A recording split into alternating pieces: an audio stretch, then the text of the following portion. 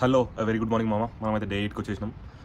లేచిన అప్పుడే ఒక 9కి ఏమో లేచిన. 9కి లేచి కొద్దిసేపు బెడ్లో ఫోన్ చూసి మళ్ళీ కొత్త రూమ్కే షిఫ్ట్ అయినాం. సో సామాన్లు అక్కడక్కడ ఉన్నాయి. సో ఏది వెతికినా ఏది దొరకలేదు, బ్రష్ దొరకలేదు, ప్లేట్ దొరకలేదు, ఏం దొరకలేదు. సో టైం పట్టింది. ఇక లాస్ట్కి అయితే గ్రీన్ టీ పెట్టుకుని ఇప్పుడు పోయి చపాతీస్ పిండి అయితే కలిపెట్టిన. సో చపాతీ చేసుకోవాలి, ఎగ్ కర్రీ చేసుకోవాలి అండ్ యోగా చేయాలి. ఫస్ట్ యోగా చేసి కొద్దిసేపు బుక్ చదివేసి తర్వాత జిమ్కి పోయి సెట్ చేద్దాం మంచిగా.